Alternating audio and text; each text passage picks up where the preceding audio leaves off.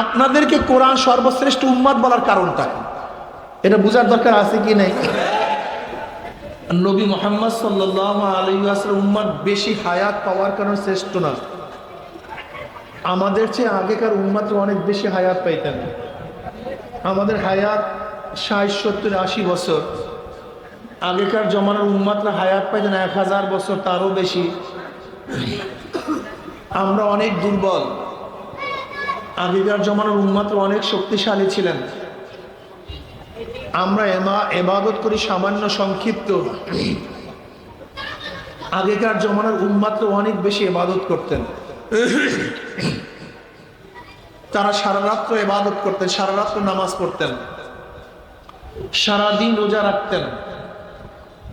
তারা রাহেব ছিলেন, রুহবান ছিলেন, সংসার ত্যাগী ছিলেন,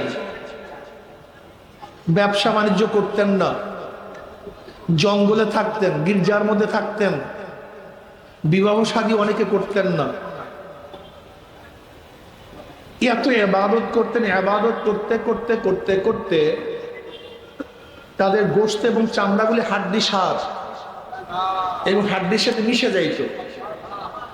এত ইবাদত তারা করতেন। বালাম ইবনে বাউরা, যার ঘটনা হাদিসের মধ্যে আসছে, আপনারা জানেন, এ অনেক আবেদ ছিল, মুস্তাজাব দাওয়া ছিল। যেই দোয়া করতো সেই দোয়া আল্লাহ কবুল করতেন। কিন্তু একটা রোগ ভালো করতে পারে নাই। সমস্ত ইবাদত বরবাদ হয়ে গেছে, সব ধ্বংস হয়ে গেছে। এত ইবাদত করত, কিন্তু একটা রোগ, লোভ, এই লোভকে দমন না করার কারণে সবকিছু বরবাদ হয়ে গেছে, ধ্বংস হয়ে গেছে।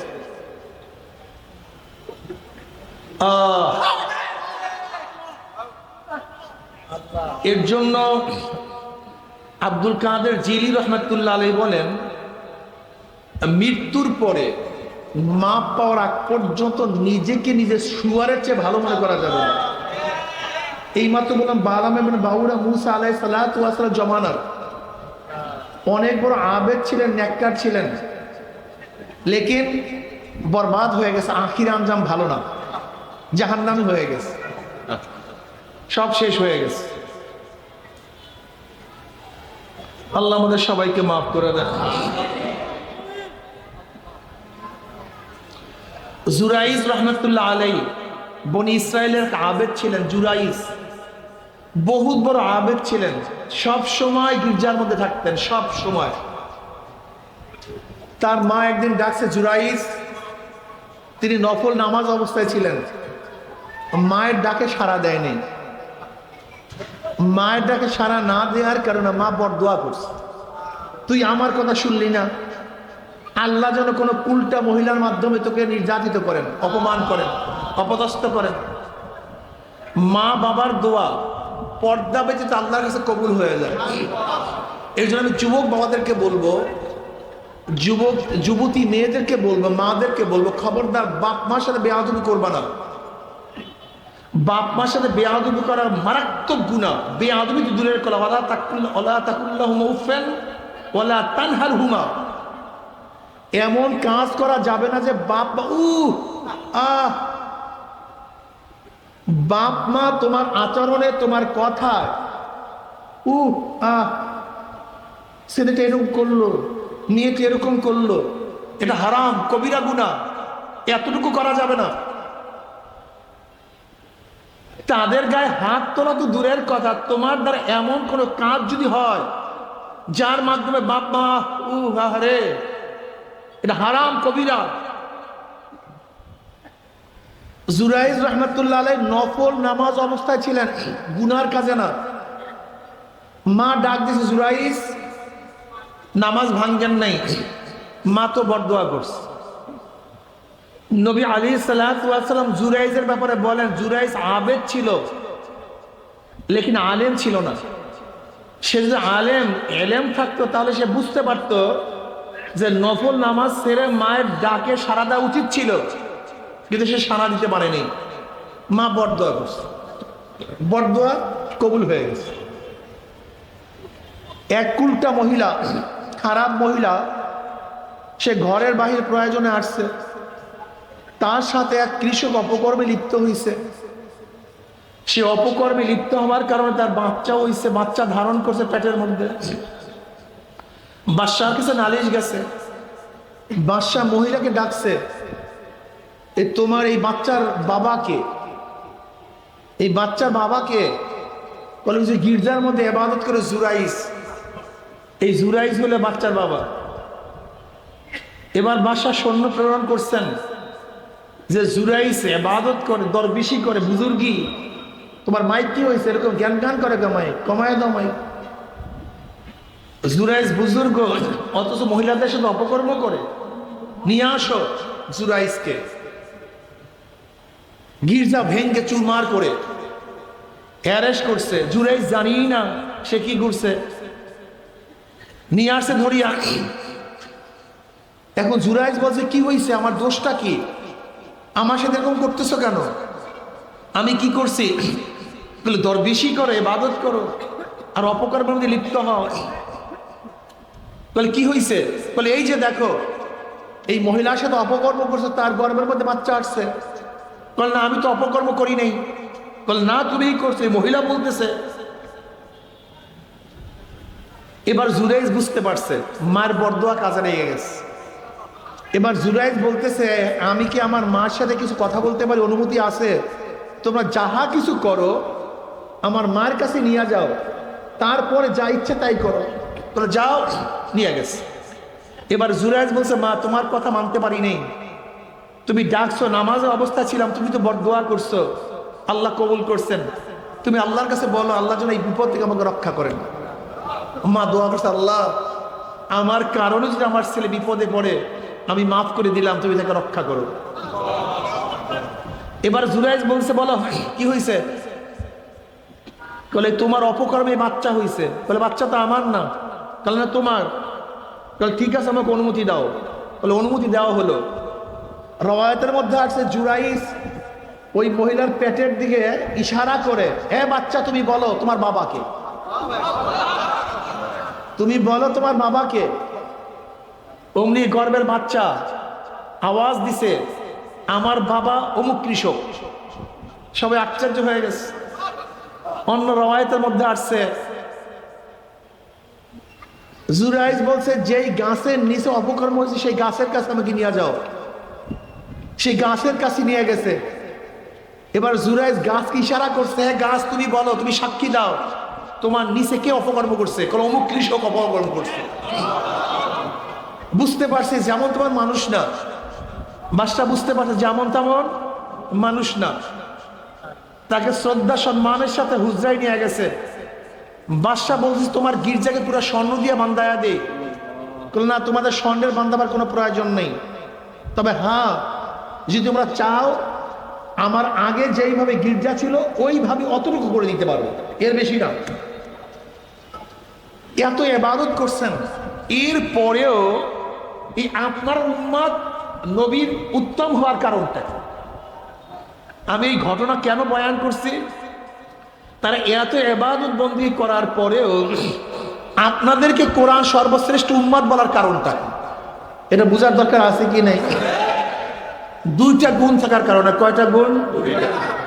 আমরু বিল মারুফ ও নাহি আনিল মুনকার, সৎ কাজের আদেশ, অসৎ কাজের নিষেধ।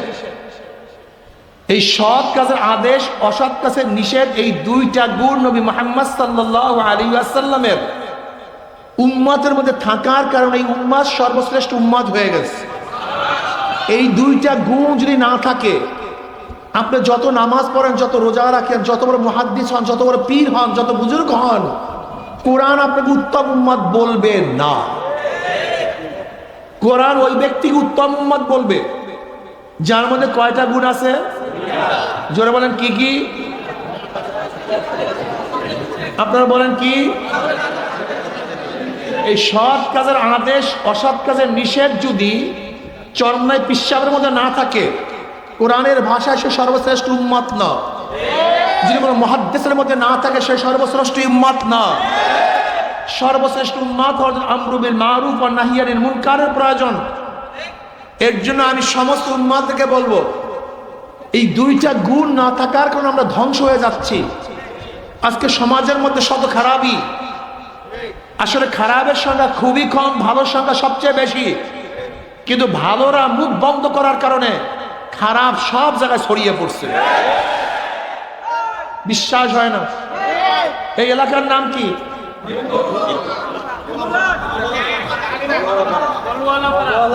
কলওয়ালাপাড়া, করল্লাপাড়া, যাই হোক যেইটা হোক ভাই, এখানে যেই পরিমাণের ভালো মানুষ আছে,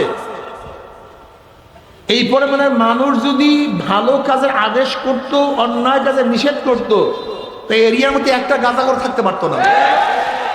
তা গাঁজাখোর রাখছেন কারা আপনারা? হ্যাঁ, এই গাঁজাখোর রাখছেন কারা? সব আপনারা রাখছেন।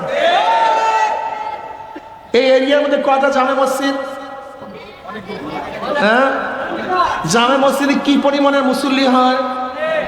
ওনারা নামাজ শিখছে, দিন শিখে নাই। ওনারা নামাজ বুঝে, দিন বুঝে নাই।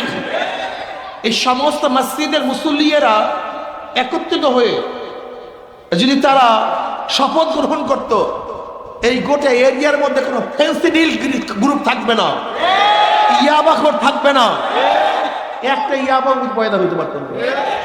ইয়াবাখ রাখছে করে মসজিদের মুসল্লিরা, এরা রাখছে এই মুসল্লিরা।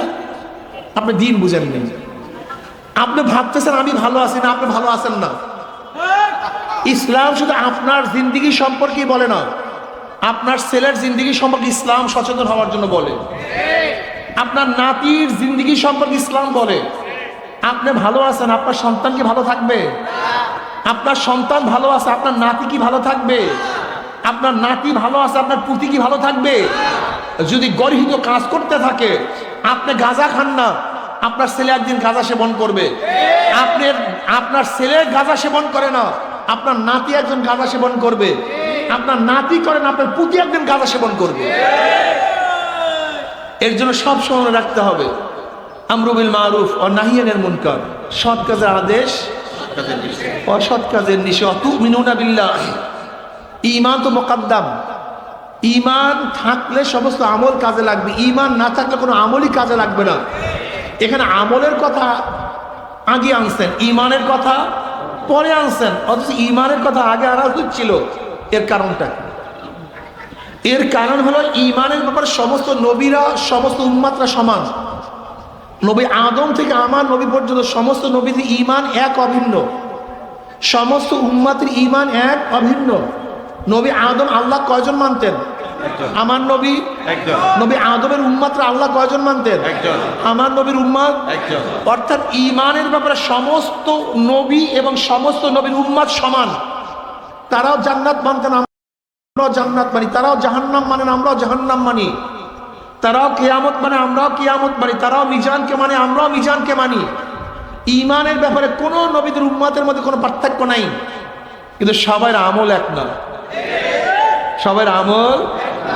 এখানে আমল বোঝানোর উদ্দেশ্য আমরা শ্রেষ্ঠ হওয়ার কারণ আমল। সে আমলটা হল আমরু বিল মারুফ ওয়া নাহি আনিল মুনকার, সৎ কাজের আদেশ, অসৎ কাজের নিষেধ। আজকে হাজারো মুসল্লি আছে, হাজারো মুসল্লি নামাজ পড়তে পড়তে কপালে দাগ পড়ছে, কিন্তু গর্হিত কাজ থেকে সমাজের মধ্যে এত খারাপ কাজ, এত গর্হিত কাজ সমাজের মধ্যে, এলাকার মধ্যে, রাষ্ট্রের মধ্যে, এই গর্হিত কাজ থেকে ফিরাবার জন্য তার কোনো সময় মাথার মধ্যে ঢোকেই না। তুমি ইসলাম বোঝো নাই। ইসলাম ভিন্ন জিনিস, ইসলাম ভিন্ন জিনিস। যদি আমরু বিল মারুফ ও নাহি আনিল মুনকার সমাজের মধ্যে থাকে, তার সমস্যা জান্নাতের বাগিচা হয়ে যাবে।